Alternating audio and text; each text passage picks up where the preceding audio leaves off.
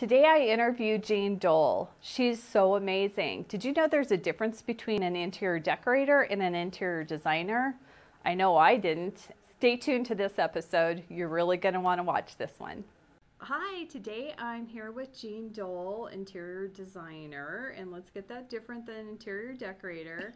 And because I'm in the mortgage industry and real estate's my passion, designing's another passion of mine. So welcome to Kara's Corner. I love having you here because this is like I said, it's big for me because I love to design homes. My mom used to say, you're kind of a frustrated interior decorator because you go and have one house and you get it all fixed up and then you sell it and you go get, and then you do a whole other motif, and so that's kind that can become a challenge, but a good challenge, right? That you enjoy it so much you want to create someplace else. Yeah, create new spaces, and I always made them different. So I never thought of myself as creative, but when she said that, I said, I think I kind of am because I see visions of home. So welcome to Kara's Thank Corner. you, Kara. It's really nice to have you. It's a pleasure to be here. Yeah, I look forward to our discussion. I said, there's difference between interior decorator and interior designer. There is. I know this, but a lot of our listeners probably don't know that. So maybe explain a little bit about what the difference is. So the difference basically comes down to education. That an interior decorator has not necessarily gone to school for design, and an interior designer has. It doesn't mean that they don't have some gifts and talents in the area of design, but one of the reasons it was important for me to go to school was I wanted to understand the principles and elements of design so that I could repeat my success and I would understand the why of design. It's one thing to say I like something and I'm going to incorporate that into this design, but it's another reason to another aspect to understand why would I want this piece versus this piece, or this color, or this size, or a horizontal orientation versus a vertical orientation, or something like that. So I wanted to be able to understand that because it becomes part of the discussion with the client as well. Sometimes I tongue-in-cheek say that I specialize in couples interior design therapy. And it exists. It exists. They disagree sometimes with what they want to do with the space. And if I can explain to them the reason why we might want to do A versus B, that can be very helpful to them because they may not move forward with the design until they have addressed that issue. So it can be very helpful. And so I am very happy to have gone to school for it, but that's the difference between designer and decorator. And it's so funny that you talk about that because on those HGTV, that channel makes it look so easy. And the couples always seem so happy, and rarely do they ever fight. And I think I forgot what show, Property Brothers or one of them, where the couples were, he's over here with the design element, and she's over here, and they had to bring them together. And I thought, okay, I think that happens a lot more than that one show. It absolutely does. It absolutely does. And it usually doesn't come to blows or anything like that, but it is something that can get in the way of going forward with making changes to your home, because so many times it's not even really about the design piece of it. It's about the power struggle in the relationship and just making sure that both people are heard. They want to feel like you're a therapist. You are. They want to make sure that their preferences were heard, or the things that they like were heard, and so that becomes important. They are a part of the process because they're going to live there. Who knows who's paying for it? So it's important to include both parties, or however many parties are involved. Well, I think that's why the divorce courts, or when people are in divorce court over rehabbing or flipping a house, they always say, "Oh, this was it. This was the final blow." It's because they didn't have a middle person. That's right, a mediator. Yeah, exactly. Exactly. You or the Property Brothers going in there going, all right, people, I'm going to help you with this, and going, And quite frequently, they may not have ever done a project before, So Like a there home are project? high stakes. The homeowners may have never have done a remodeling project before, and so the stakes can be pretty high, time-wise, money-wise. They want to make sure they get value, and so there's some extra pressure maybe on them and stress to want to get it right. All that comes into play, but it's all workable. Yeah. It's just understanding that when you're going in and making sure that you are addressing concerns and things like that. And have you Yes, there to help. yes, yes. Yeah, I like to think so. Well, let's go over, how'd you get into design first off? Well, I came actually from the corporate world. You did? Yes, where I was in sales. I was selling IT consulting. And yet I was, I guess, for lack of a better word, I didn't feel fully fulfilled in what I was doing. I did have this creative side to me that I didn't really feel like I was getting to utilize as fully as I might like. And so I was in a couple of independent conversations with people where interior design came up. And I'd always loved interior design. And I thought, this might be a message to me. And so I went back to school for interior design. Wow. And thankfully, my husband, who's always been very supportive of me in whatever I was doing professionally, was very supportive. And I went back to school for it. And I started my company at the same time that I went back to school. In Colorado, there is no licensing for interior design, so that was not illegal. Right. And I started the business more on the real estate staging side, but always with the goal of building the interior design side of the business and not necessarily continuing to do the real estate staging. Right. I really wanted to do larger projects. I wanted to have a more transformational impact on people's personal lives and their personal spaces. So did the staging maybe for about 5 years. I've had the business for 17 years. And so I was doing both for about 5 years, and then, had done enough where I could only focus on interior design, and that's where I am. Do my business. And I do tend to focus on, I definitely have done some commercial spaces, but my focus is primarily residential, probably 98%.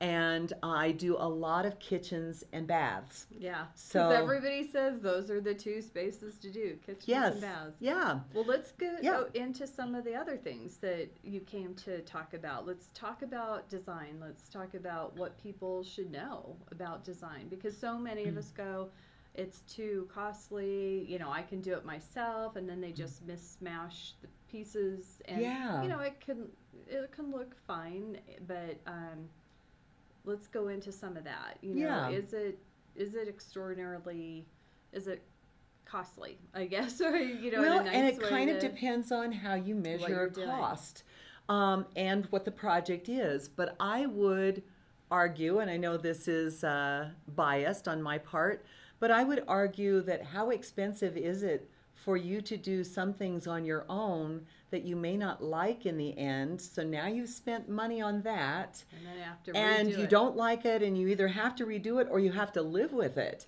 And it's always interesting and a little sad to me when I hear someone say, I hate my house. Because at one point when they purchased it, they liked it. House. But somehow they haven't been able to infuse the space with who they are in a way that is their idealized version. Right. They have an idealized vision in their head of what it should look like. They can't see themselves in their house. Yeah, so and they just can't reach their vision. Wow. And so they need help. And I think part of what they're paying for when they hire me or someone like me is peace of mind. Sure. That they're making some good decisions, some good investments, that it's going to look great when we're finished, and maybe they really would love their house again, right? It is then at that point surrounded with colors and textures that they love. The space is easy to move through. They have interesting arrangements of furniture so you can have conversations with people or interact or entertain. It's practical. Yeah, but if you don't do it every day like I do, you don't know what those are. I often say you can live in a house, but that doesn't mean you know what makes a house livable. And the ergonomics of the space are very important as well. Well, we always say it's not, you don't want to have a house, you want to have a home. Indeed. You know, you want to make it a home.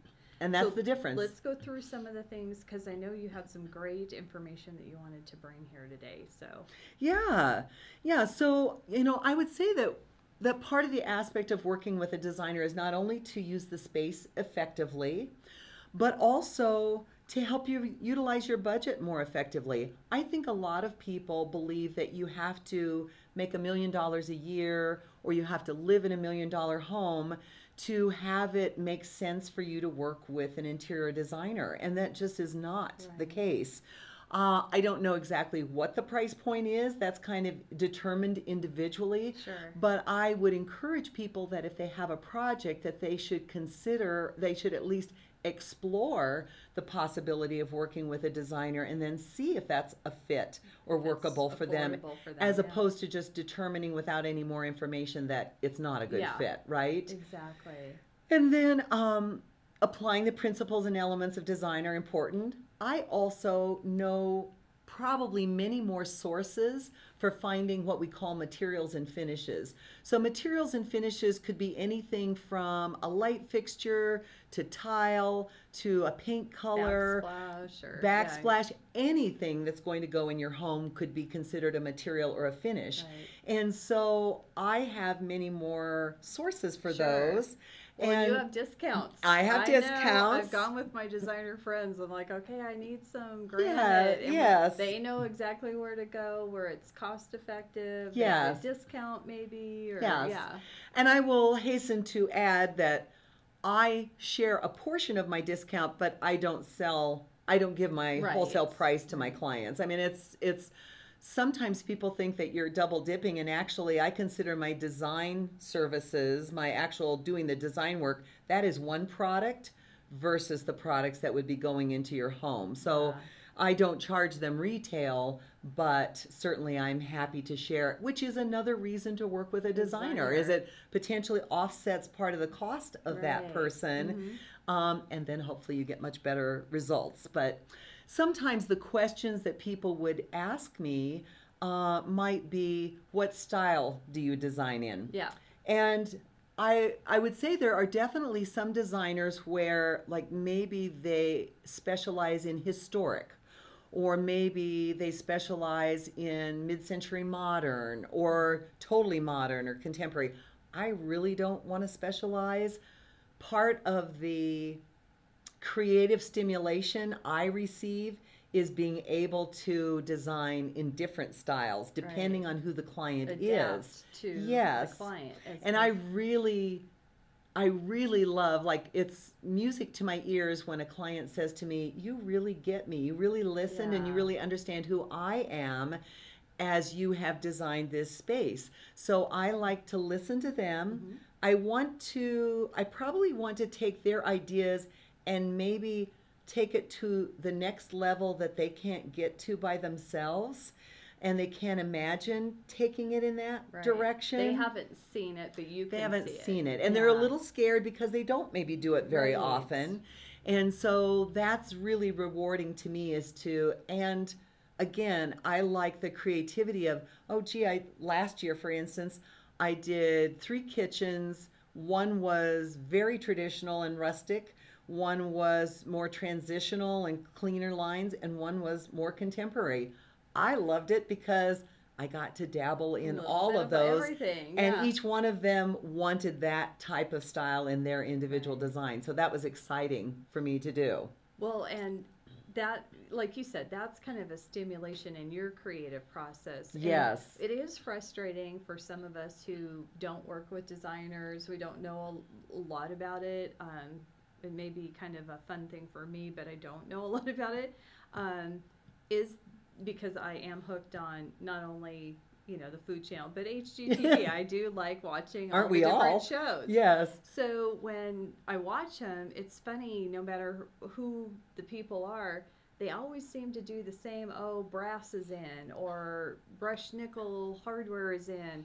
And so every home they do, it's like they're beautiful, but they're all kind of like the cookie cutter Yes. version of the other. It's all still, okay, now brass is in, so now they're doing brass on everything. And Which you think, brings up in every another... home, and you're like, okay, what if I don't like brass, so I don't care if that's in. I wouldn't want that in my home. And I applaud you for that, but you bring up another point, Kara, of what happens. One of the questions people ask is, what trends have come along, or what is trendy right now? I personally don't like to follow trends. Right. Because guess what? In 5 years, it's not a trend. Oh, or it's 10 gonna years, it's or gonna 2 probably years. even, you know, it's which came first, the chicken or the egg. So Right. are you identifying a trend, or are you trying to create one, Right. kind of thing? And what my recommendation is to my homeowners is, if there is a trend that has come along that you absolutely love, and you feel like, oh my gosh, I have wanted something like this my entire life, then by all means, you should embrace what's Right. happening there.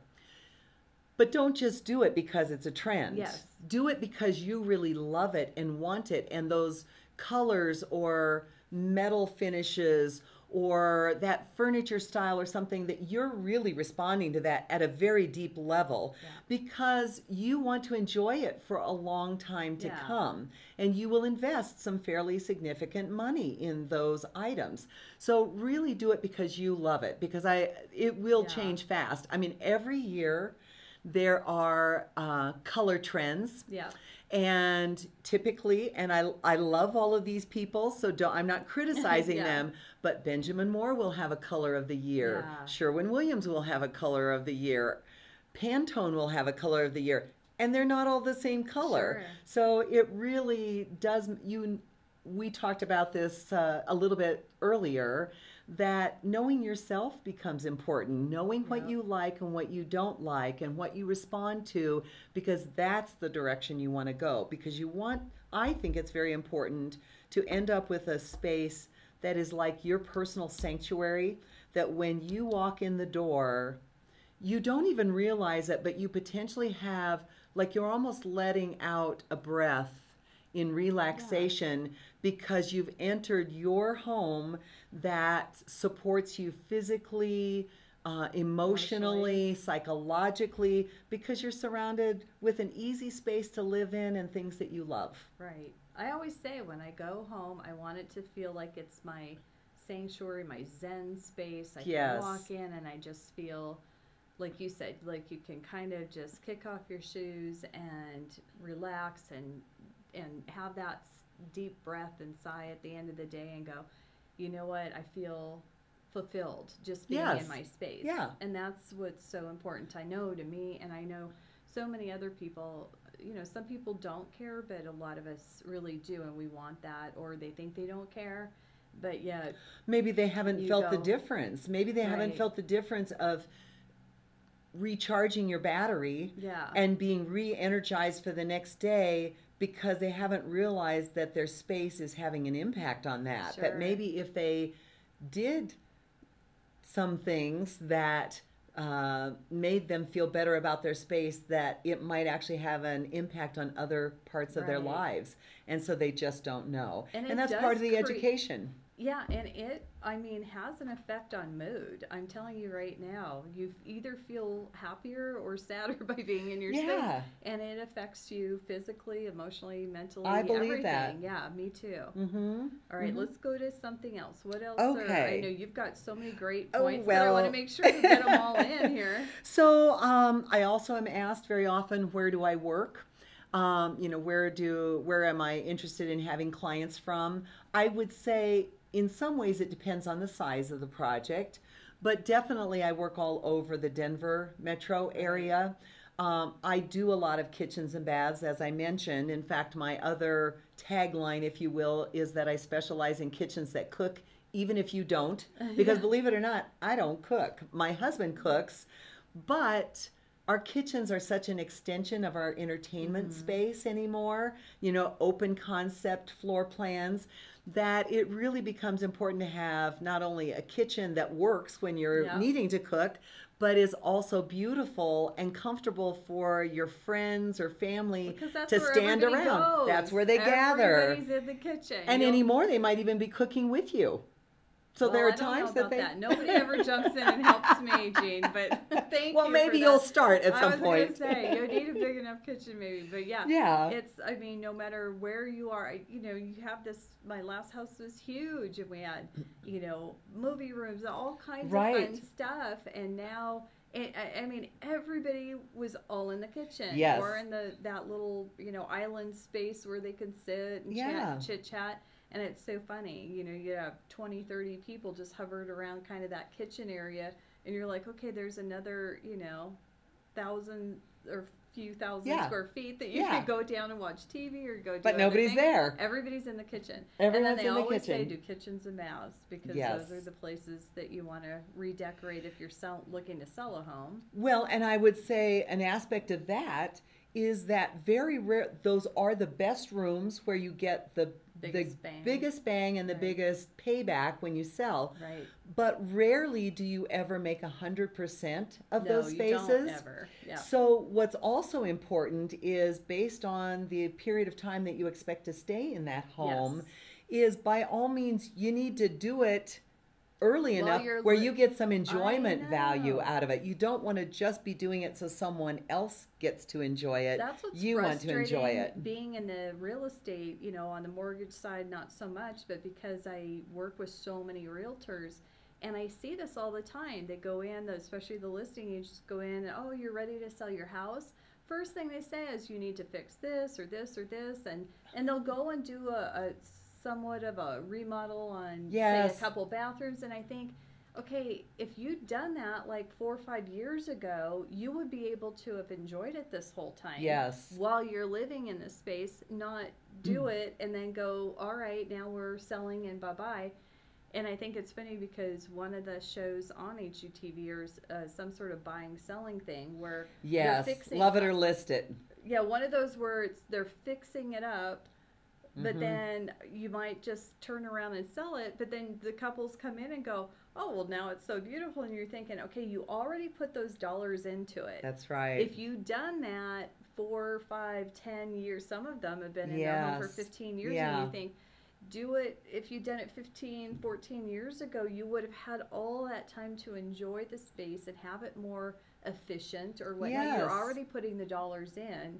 Do it sooner. Enjoy it for, even if you kind of think you're selling a home, do it now. And then if you still are, people go, oh, but we don't want to put all that money in because we're going to probably turn around in a year or two and sell it.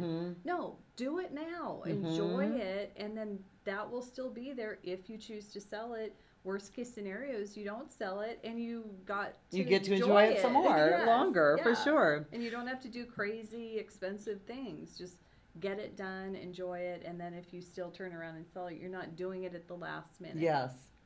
Well, and another aspect that I'm reminded, our discussion is reminding me of working with, not all designers, but certainly many of them, and I am one, is that I work in AutoCAD, which some people may be familiar with, but the CAD part stands for computer aided design. So it can be used by designers, by architects, by engineers. And so one of the things that homeowners struggle with is seeing their space as a blank slate. Right. And part of my job then is absolutely to do that. Right. Is to see it in a way where I don't think about where any of the walls are. I think about, if I was going to change everything about this space, what would I do? And because very often I do take out walls or put in walls or close openings or create new openings so that the space can function more effectively.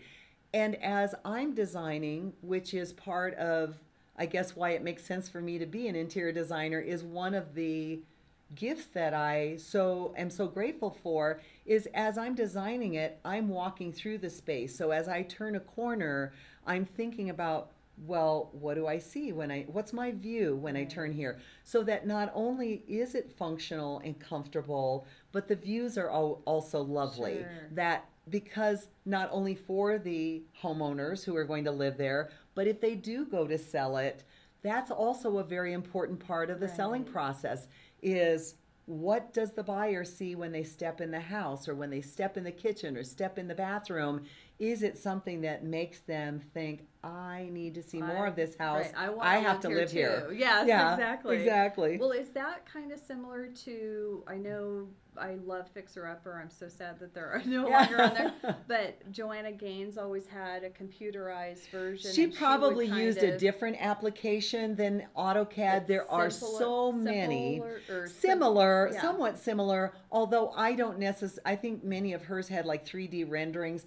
Right. I might have my cabinet person do a 3D rendering of the cabinets, but I don't necessarily colorize it. You know, that adds to the cost of it, and in trying to control the cost of it, you could do so many different applications. Yeah. And really, I don't have the time to do that, to learn to use them or to hire someone. But I have found AutoCAD to be super effective for most all of my clients to see what we're going to be doing.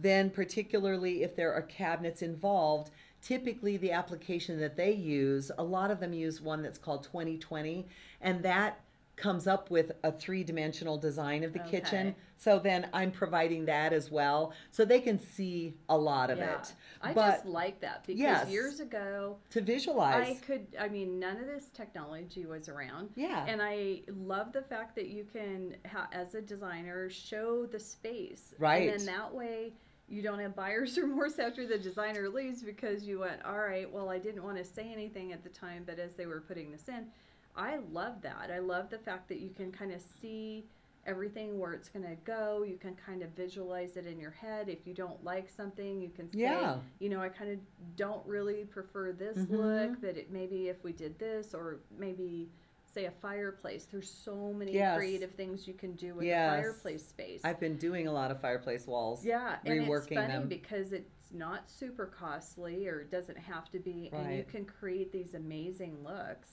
with just that little space. If the client isn't able to visualize, if you don't have tools to help them visualize, then very often they're immobilized from moving forward because they're so afraid of spending the money if they don't have a comfort level of what they're going to have in the end, that they just really can't move forward. So yes, I am really delighted to be designing in an era where we have so many tools to be able to help homeowners understand and decide and move forward, that it really is a good time for that. And I totally get it.